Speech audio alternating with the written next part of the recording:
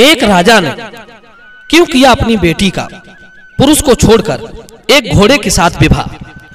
दोस्तों, आज मैं आपको एक बड़ी ही रोचक और शिक्षाप्रद कहानी सुनाने जा रहा हूं। प्राचीन काल की बात है।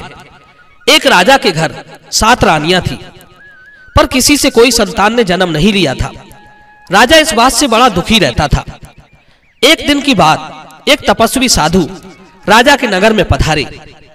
राजा की बड़ी रानी ने उन्हें अपने महल में बुलाकर उनकी खूब सेवा की, उन्हें भोजन कराया। बड़ी रानी स्वभाव की बहुत भोली और धर्म कर्म में रुचि रखने वाली थी। राजा की अन्य रानियां घमंडी स्वभाव की थीं। वे अक्सर पूजा पाठ और साधु संतों से बड़ी नफरत करती थीं। बड़ी रानी ने जब उन तपस्वी साधु की सेवा की तो साधु महाराज उसकी सेवा से प्रसन्न होकर उसे एक पुत्र होने का वरदान देकर चले गए। साधु के वरदान से बड़ी रानी ने गर्भ धारण किया। यह देखकर कि राजा की बड़ी रानी गर्भवती है, बाकी रानियों के कलेजे पर सांप लौट गया। वे सोचने लगे कि अगर इसकी संतान हो गई तो राजा साहब इसे ही सबसे अधिक सम्मान देने लगेंगे। हम लोगों की ओर से महाराज का प्रेम कम हो जाएगा। राजा की 6 रानियों ने एक योजना बनाई कि जिस दिन इस बालक का जन्म हो उस दिन बालक की जगह कुछ ईंट पत्थरों को रख दिया जाएगा और बालक को गायब कर देंगे। हमारी राह का कांटा हमेशा हमेशा के लिए निकल जाएगा। दोस्तों, इसी राह के चलते उन 6 रानियों ने जब बड़ी रानी ने बालक को जन्म दिया तो उस बालक को एक घड़े में रखकर दाई से कहकर जंगल में फेंकवा दिया और राजा को कुछ कंकड़ पत्थर दिखाते हुए उन्हें समझा दिया कि बड़ी रानी ने इन्हीं पत्थरों को जन्म दिया है। यह देखकर राजा को बड़ा दुख हुआ। सोचने लगा, जब किस्मत खराब हो तो ऐसा ही होता है। राजा अपनी तकदीर को कोसने लगा। इधर वो दाई उस बालक को एक घड़े में रखकर जंगल में फेंक गई। पर कहते हैं, अगर भगवान ने जीवन दिया है तो जंगल में फेंका हुआ बच्चा भी बच जाता है, और अगर जीवन ना हो तो घर के अंदर सुख से पालने में झूलने वाला बच्चा भी मौत के मुंह में चला जाता है। भगवान की लीला भी बड़ी विचित्र है। बालक जंगल में रो रहा था। वही एक हिरनी अपने छोटे से बच्चे के साथ टहल रही थी। बालक को देखकर वो हिरनी रोज उसे दूध पिलाने आया करती थी। धीरे धीरे उस मुर्गी को बालक से ममता हो गई। बालक भी अब कुछ बड़ा होने लगा था। वो मुर्गी को ही अपनी मां समझता था। मृग के बच्चे के साथ साथ वो बालक भी घुटनों के बल चलकर उसी मुर्गी के पीछे पीछे घूमता था। एक दिन वो बालक मुर्गी के साथ जंगल में घूम रहा था। बालक अब काफी होशियार हो चुका था। एक दिन एक लकड़हारा उसी जंगल में लकड़ी काटने आया। अचानक उसकी नजर उसी बालक पर पहुंच गई जो एक हिरनी के पीछे पीछे घूम रहा था। यह देखकर लकड़हारा बड़ा हैरान हुआ। सोचने लगा, ये बालक किसका है जो इस दुर्गंध झाड़ियों के बीच एक मुर्गी के पीछे घूम रहा है। लकड़हारे ने जंगल में चारों ओर दृष्टि डाली, कहीं कोई मनुष्य नजर नहीं आया। उसने कई बार आवाज भी लगाई, किंतु कहीं से कोई उत्तर नहीं आया। तो लकड़हारे ने सोचा कि यदि इस बालक को मैंने नहीं उठाया तो पता नहीं किसी हिंसक पशु की भेंट न चढ़ जाए। यही सोचकर लकड़हारे ने उस बालक को उठा लिया और उसे लेकर अपने घर की ओर जाने लगा। ममता के कारण वो हिरनी भी कुछ दूर तक मिमियाती हुई उसके पीछे पीछे आई, मगर वो कर भी क्या सकती थी। रोती हुई अपने बच्चे के पास जंगल में वापस लौट गई। लकड़हारा बालक को लेकर अपने घर आया और सारी बात अपनी पत्नी को बताई। बच्चे को पाकर लकड़हारे की पत्नी बहुत खुश होती है। वो भी बेचारी मुद्दतों से बांझ थी। आज बालक को पाकर उसकी सारी इच्छाएं पूरी हो गई थी। भगवान का आशीर्वाद समझकर वो बालक को पालने पोसने लगी। एक दिन उसे ख्याल आया कि यदि किसी दिन इस बालक के असली माता पिता को खबर लग गई तो वे हमसे हमारा बच्चा छीन ले जाएंगे।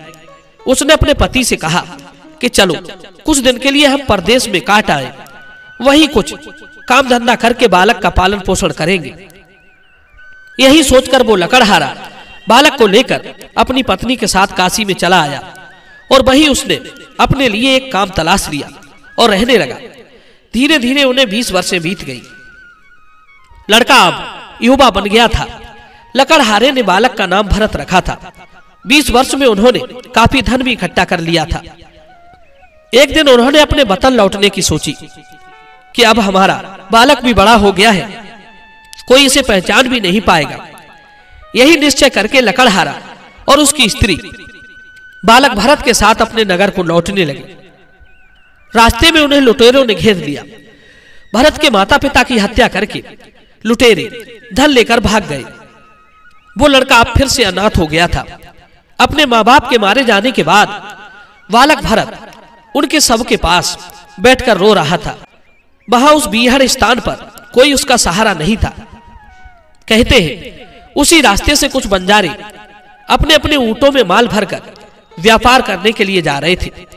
रास्ते में एक रोते हुए लड़के को देखा तो उससे उसके रोने का कारण पूछा।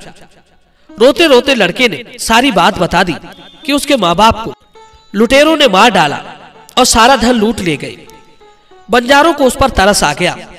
सोचा चलो इस बालक का भी दुनिया में कोई नहीं है, अपने साथ बुलाए चलते हैं। कुछ काम धंधा करता रहेगा तो बदले में हम भी इसे भोजन और वस्त्र देते रहेंगे। बंजारे भरत को लेकर अपने साथ चले गए। चलते चलते वे एक दूसरे राज्य में पहुंच गए। वहां के राजा से कहा कि हम आपके राज्य में व्यापार करना चाहते हैं। हमारे माल की सुरक्षा के लिए 2 सिपाहियों को हमारे डेरों के पास तैनात कर दो। बंजारे राजा को कर दिया करते थे, इसीलिए राजा ने एक विक्रम नाम के नौजवान बहादुर सिपाही को उनकी सुरक्षा के लिए भेज दिया। नगर के बाहर बंजारों ने अपने डेरे तंबू गाड़ लिए। बालक भरत बंजारों के वस्त्र आदि धोता था, भोजन के लिए लकड़ी लाता था और ऊंटों को खिलाता पिलाता था। बंजारे दिन में अपने व्यापार के लिए शहर में चले जाते थे और शाम होने पर अपने डेरों पर लौट आते थे। एक दिन की बात, बंजारे लोग भोजन करके आराम से बैठे हुए थे, बातचीत कर रहे थे। तभी जंगल से कुछ सियारों के रोने की आवाज सुनाई देती है। बालक भरत कुछ दिन तक जंगल में पशु पक्षियों के साथ रहा था, इसलिए वो जानवरों की भाषा को समझता था। सियारों के रोने की आवाज सुनकर भरत चौकन्ना हो गया। उसने जाकर तुरंत बंजारों को खबर दी कि देखो देखो, जंगल में सियार बोल रहे हैं और इन सियारों का ये कहना है कि सावधान हो जाओ, कुछ ही देर में लुटेरे आने वाले हैं। भरत की बात सुन कुछ बंजारों ने हंसकर टाल दी और कुछ सावधान भी हो गए। कुछ बंजारों ने उसकी खिल्लियां भी खूब उड़ाई कि ये देखो, सियारों की भाषा समझता है। लेकिन कुछ देर के बाद रात होने पर वही हुआ जिस बात के लिए बालक भरत ने आगाह किया था। अचानक से चोरों ने हमला कर दिया। भरत की मानकर जो बंजारे सजग होकर बैठे थे, उन्होंने तो अपने माल को लुटने से बचा लिया और जिन्होंने खिल्लियां उड़ाई थी उनका धन चोर लूट ले गए। यह देखकर कि बालक की बात बिल्कुल ठीक निकली, सारे बंजारे अब तो उसकी इज्जत करने लगे कि यह बालक तो हमारे लिए बहुत काम का निकला, इसने हमारा लाखों का माल लुटने से बचा दिया। बंजारे लोग उसी दिन से भरत को बहुत प्रेम करने लगे और उसे अच्छे से अच्छे रखने लगे। धीरे धीरे कुछ दिन बीत गए। एक दिन जंगल में फिर से सियारों के रोने की आवाज आई।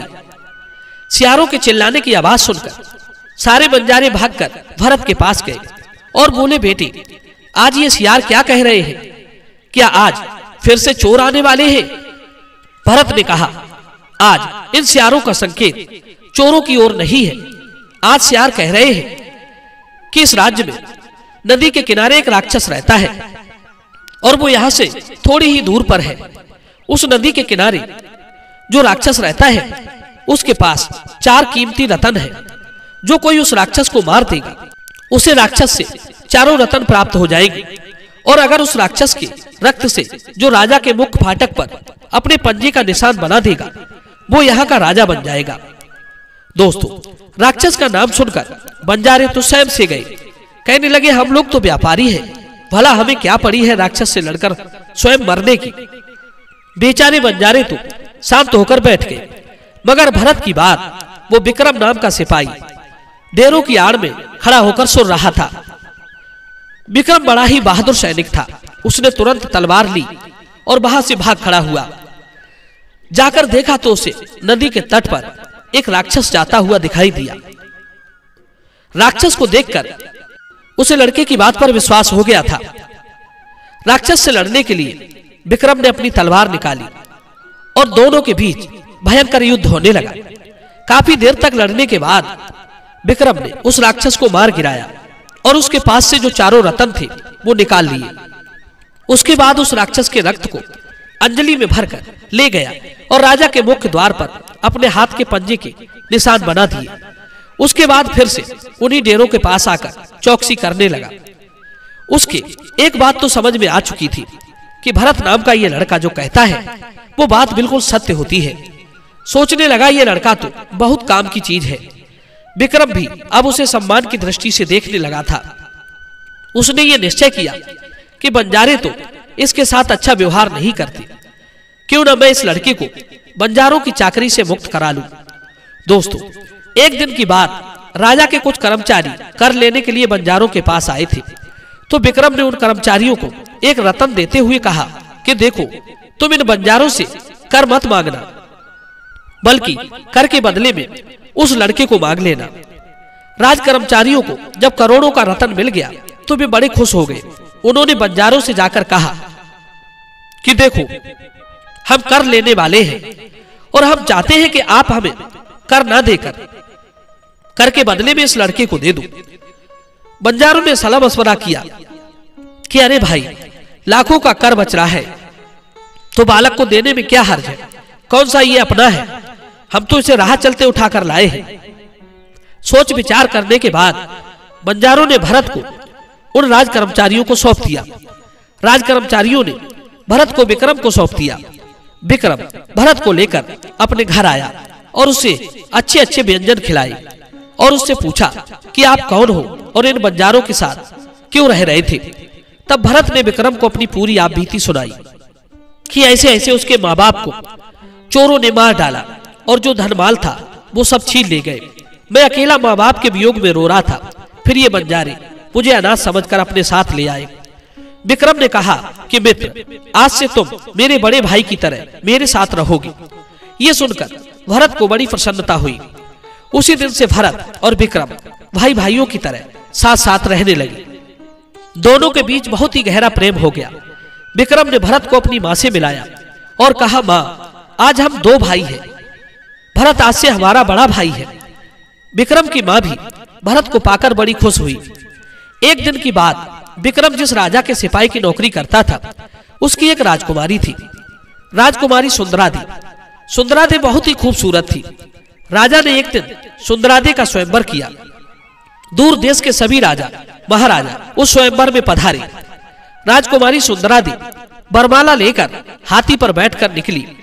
सुंदरादि ने अपने भाग्य को अपने हाथी पर छोड़ दिया था कि वो जिस राजा के सामने जाकर बैठ जाएगा उसके गले में ही राजकुमारी बरमाला पहना देगी। चलते चलते हाथी सभी राजाओं को छोड़ता हुआ विक्रम नाम के उसी सिपाही के पास जाकर बैठ गया जो एक स्थान पर खड़े होकर ड्यूटी निभा रहा था। राजकुमारी ने विक्रम के गले में ही बरमाला पहना दी। यह देखकर स्वयंवर में आए सभी राजाओं ने अपना अपना अपमान समझा। कहने लगे, अगर राजकुमारी सुंदरादि को एक मामूली सिपाही से ही विवाह करना था तो हम राजाओं को बुलाकर हमारा समय खोटा क्यों किया। सब राजाओं ने दबाव बनाकर विक्रम के गले से बरमाला उतरवा ली। फिर से राजकुमारी सुंदरादि को हाथी पर बैठाकर घुमाया गया। दोबारा से भी हाथी विक्रम के पास ही जाकर रुका। राजकुमारी ने फिर से उसे माला पहना दी। राजाओं ने फिर से हंगामा शुरू कर दिया। इस बार विक्रम ने तलवार खींच ली और कहा, खबरदार, जो इस बार मेरे गले से बरमाला उतरवाई तो। राजकुमारी सुंदरादि ने मुझे 2 बार चुनकर ये बता दिया है कि उसने स्वेच्छा से ही मेरा चुनाव किया है। पहली बार तो मैंने इसलिए कुछ नहीं कहा कि हो सकता है गलती से माला मुझे पहना दी गई हो। कुछ लोगों ने कहा कि राजा साहब, इस सिपाही के न कुल का पता है न जाति का, राजकुमारी इससे विवाह कैसे करेगी, हमारी तो यश कीर्ति धूल में मिल जाएगी। सुंदरादि के पिता ने विक्रम के माता पिता को बुलवाया। विक्रम के माता पिता एक कुम्हार और कुम्हारिन थे। जब उन दोनों को दरबार में बुलाकर पूछा गया कि विक्रम तुम्हारा बेटा है, तो उन कुम्हार और कुम्हारिन ने कहा कि हाँ, विक्रम हमारा बेटा है, पर हमारा बेटा सगा नहीं है। उन्होंने बताया कि विक्रम हमारा असली बेटा नहीं है। विक्रम एक देवता का बेटा है और एक राजकन्या से पैदा है। यह सुनकर सब लोग आश्चर्यचकित रह गए। सबकी विक्रम के बारे में जानने की और इच्छा बढ़ चली। तो कुम्हार और कुम्हारिन उसके जन्म की सारी कहानी सुनाने लगे कि एक बार स्वर्ग लोक में राजा इंद्र के दरबार में अप्सराओं का नृत्य हो रहा था। सारे देवता अपने अपने आसनों पर बैठकर नृत्य का आनंद ले रहे थे। उसी सभा में एक पुरोचन नाम का देवता था। वो एक अप्सरा पर रीझ गया। उसकी यह हरकत देखकर देवराज इंद्र को गुस्सा आ गया। इंद्र ने उसे धरती पर जाकर एक घोड़ा बनने का श्राप दे दिया। पुरोचन ने बार बार इंद्र से क्षमा मांगी और कहा कि वो उस पर दया करे। इंद्र ने कहा, हे पुरोचन, तुम इस शाप से तभी मुक्त हो पाओगे जब एक राजकन्या आपसे विवाह कर लेगी और आपके अंश से उसके एक संतान का जन्म होगा। उस पुत्र का स्पर्श पाते ही तुम शाप मुक्त हो जाओगे और फिर से स्वर्ग में अपना स्थान प्राप्त करोगे। इस प्रकार इंद्र के शाप से प्रभावित होकर वो पुरोचन नाम का गंधर्व घोड़ा बनकर धरती पर आ गया। कुम्हार ने आगे सुनाया कि एक दिन मैं अचानक से बाहर घूमने निकला तो मुझे वो सुंदर घोड़ा दिखाई दिया। घोड़ा बहुत अद्भुत था। मेरा मन उस पर लट्टू हो गया। फिर मैंने सोचा कि ये घोड़ा अगर किसी का होता तो 4 दिन से इस एक ही स्थान पर चल रहा है, कोई पकड़ने नहीं आया होगा, सो देखा जाएगा। घोड़ा बहुत अच्छा है। यही सोचकर मैं उस घोड़े को अपने घर ले आया और उसे बाकी गधों के साथ बांध दिया। एक दिन मैं सुबह सुबह घोड़े को चारा डालने गया तो घोड़ा मनुष्यों की तरह बोलता हुआ मुझसे बोला कि मालिक मालिक, यहाँ के राजा से कहना कि वो अपनी बेटी का विवाह मेरे साथ कर दे, मैं उसका सदा आभारी रहूंगा। घोड़े की बात सुनकर कुम्हार को बड़ी हैरानी हुई कि एक घोड़ा इंसानों की तरह कैसे बोल लेता है। दूसरी बात, राजा की बेटी से विवाह करने की बात कह रहा है। दोस्तों, ये सुनकर सारी रात कुम्हार को नींद नहीं आई। दूसरे दिन वो फिर से घोड़े को दाना घास डालने गया तो घोड़े ने वही बात फिर से कुम्हार से कही। कुम्हार एकदम से घबरा गया। सोचने लगा कि ये घोड़ा तो किसी न किसी दिन हमको मरवा डालेगा। अगर ये किसी ने खबर राजा को पहुंचा दी तो राजा हमारे पूरे परिवार को फांसी लगवा देगा। इसीलिए घोड़े का मोह छोड़कर हमें अपने प्राणों की चिंता करनी चाहिए। कुम्हार इतना घबरा गया था कि उसने अपनी पत्नी से सलाह की और धनमाल बोरों में भरकर घर छोड़कर जाने लगा। पर कहते हैं कि जिसका डर होता है होता वही है। कुम्हार रात के अंधेरे में अपने परिवार को लेकर जा रहा था। रास्ते में उसे राजा के सिपाहियों ने पकड़ लिया और पूछा कि तुम्हें हमारे राजा के राज्य में क्या दुख है जो परदेश में जा रहे हो? तुम्हें जाने से पहले हमारे राजा से आज्ञा लेनी पड़ेगी। सिपाहियों ने कुम्हार को लाकर राजा के सामने पेश कर दिया और सारी बात बताई कि यह आदमी किसी बात से दुखी होकर हमारे देश को छोड़कर परदेश जा रहा है। इससे पूछिए इसे क्या दुख है। राजा ने बड़ी सख्ती से पूछा, क्यों भाई, तुम्हें हमारे राज्य में क्या कष्ट है? तब कुम्हार हाथ जोड़कर बोला, महाराज, यदि आप मेरी जान बख्शने का वचन दें तो मैं आपको पूरी बात सच सच बताऊं कि हमें क्या दुख है और हम क्यों जा रहे हैं। हाँ, ये बात मैं आपको एकांत में ही बताऊंगा, क्योंकि कहते हैं कि जिस बात से समाज में मान प्रतिष्ठा धूमिल होती हो, लोगों की नजरों में हंसी या निंदा का पात्र बनता हो, धन और सम्मान की हानि होती हो, परिवार पर लांछन लगता हो, शत्रु अपना मौका तलाशता हो, लोगों को चुगली करने का मौका मिलता हो, इस तरह की बातें कभी समाज में या सबके सामने नहीं कहना चाहिए। कुम्हार बोला, महाराज, ये कुछ बातें ऐसी हैं जो मैं राज दरबार में नहीं बता सकता। राजा ने कहा, ठीक है, हम तुम्हें कोई हानि नहीं पहुंचाएंगे और तुम्हारी बात भी अकेले में सुनेंगे। राजा उस कुम्हार को लेकर एकांत कक्ष में गया और पूछने लगा कि बताओ, तुम्हारे साथ क्या हुआ है? तुम किस बात से दुखी होकर हमारे राज्य को छोड़कर जा रहे हो? तब कुम्हार बोला, हे अन्नदाता, मेरे घर एक ऐसा घोड़ा है जो मनुष्यों की तरह बोलता है। एक दिन जब मैं उसे दाना डालने गया तो मुझे बोला, मालिक मालिक, यहाँ के राजा से कहना कि वो अपनी बेटी का विवाह मेरे साथ कर दे। मैं उसकी बात सुनकर इतना घबरा गया कि मैंने सोचा कि ये बात राजा तक पहुंच गई तो राजा मुझे मरवा देंगे। इसीलिए मैं राज्य छोड़कर जा रहा था। कुम्हार की ये बात सुनकर राजा ने उसे धैर्य बंधाया कि तुम चिंता ना करो, हम तुम्हें कोई हानि नहीं पहुंचाएंगे। राजा बड़ा समझदार था। वो जानता था कि साधारण घोड़ा कभी इस तरह की बात कह ही नहीं सकता, जरूर वो किसी दिव्य योनि से आया होगा। राजा ने कुम्हार से कहा कि तुम अपने घर जाओ और अपने उस घोड़े से कहला कि अगर एक रात में तुम राजा के महल को तांबे से बना दो तो राजा अपनी बेटी का विवाह तुम्हारे साथ कर देंगे। दोस्तों, कुम्हार राजा का संदेश लेकर उसी घोड़े के पास पहुंचा और उससे राजा ने जैसा कहा था वो सब कह सुनाया। घोड़े ने कहा, ठीक है, हम राजा के महलों को धातु से निर्मित कर देंगे। मित्रों, रात होने पर घोड़े ने विश्वकर्मा को याद किया और राजा के महलों को तांबे से बनवा दिया। सुबह जब राजा ने देखा कि उसके महल तांबे के हो गए हैं तो वो समझ गया कि घोड़ा कोई देवता ही है। अब तो राजा ने बिना सोचे समझे, बिना देर किए अपनी बेटी का विवाह घोड़े के साथ कर दिया। राजकुमारी अपने पति घोड़े के साथ उसी कुम्हार के घर चली आई। राजा ने उन्हें रहने के लिए एक घर भी बनवा दिया। वे आनंद पूर्वक रहने लगे। घोड़े ने राजकुमारी से कहा कि जब वो रजस्वला हो तो उसे बता दे, तभी उसका मिलन उसके पति से हो सकेगा। दोस्तों, राजकुमारी जब रजस्वला हुई तो घोड़े ने उसी दिन देवता का रूप धारण किया और अपनी पत्नी से मिलन किया और फिर घोड़े के रूप में बदल गया। मित्रों, राजकुमारी ने गर्भ धारण किया और 9 माह पश्चात एक पुत्र को जन्म दिया। एक दिन राजकुमारी ने उस पुत्र को ले जाकर घोड़े का स्पर्श कराया तो वो घोड़ा इंद्र के शाप से मुक्त हो गया और देवता के रूप में बदलकर अपनी पत्नी को सारी कहानी सुनाई कि वो घोड़ा क्यों बन गया था। पुरोचल बोला, प्रिय, मेरा तुम्हारा पृथ्वी पर इतने ही दिन का साथ था। आगे तुम्हें अपना जीवन इस पुत्र के साथ ही व्यतीत करना होगा। और हाँ, जब तुम्हें मेरी याद आया करे तो तुम मुझे याद कर लेना।